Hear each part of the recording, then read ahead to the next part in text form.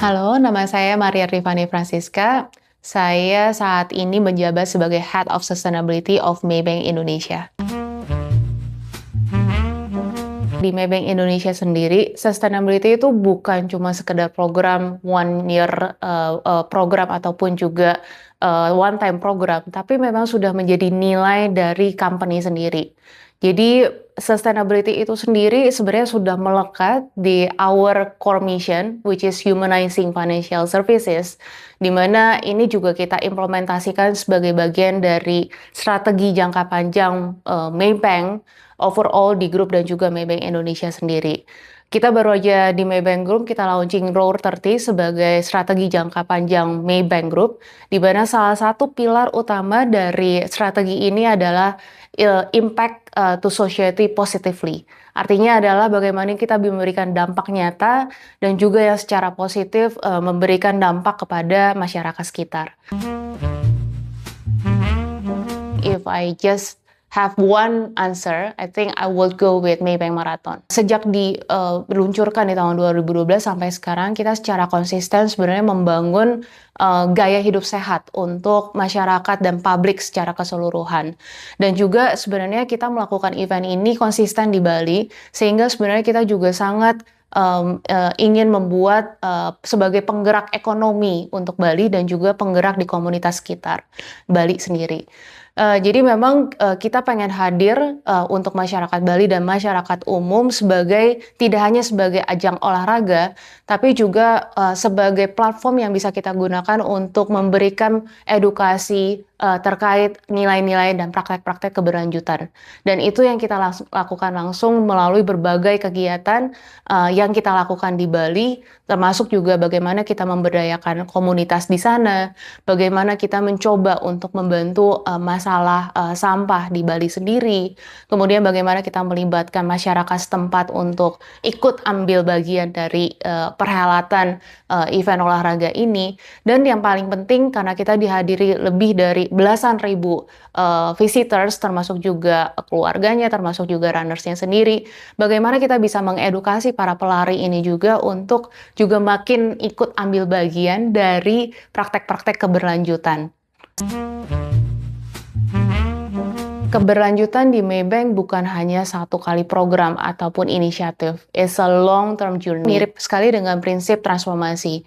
Dalam artian, transformasi itu bukan dari point A to B dan finish. It's always continues to another steps, to another point and another point.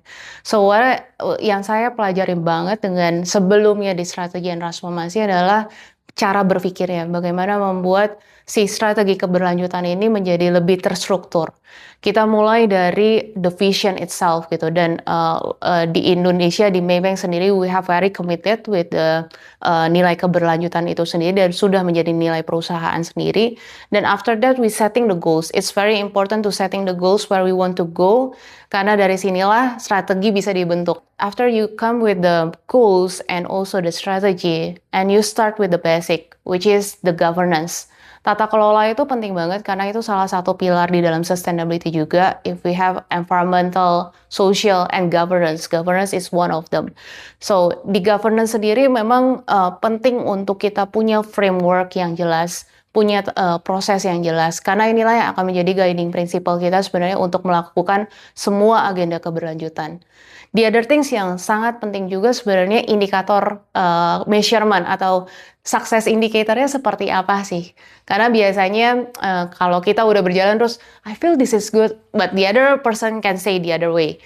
Tapi dengan success indicator yang very clear gitu, dan kita bangun di atas kinerja yang terukur juga, kemudian kita juga secara disiplin memonitor si kinerja ini sendiri, ini hopefully it goes to something that we call as a goal gitu. Jadi memang ini kita berusaha supaya apapun yang kita lakukan itu bisa berdampak langsung untuk masyarakat, nasabah kita terutama, dan juga our people di Maybank sendiri.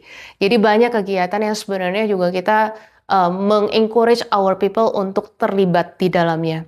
Jadi again, my experience di strategy and transformation is very aligned with what I did today di sustainability, karena everything has to be measured, dan juga berdampak untuk kita menuju ke goals yang udah kita set.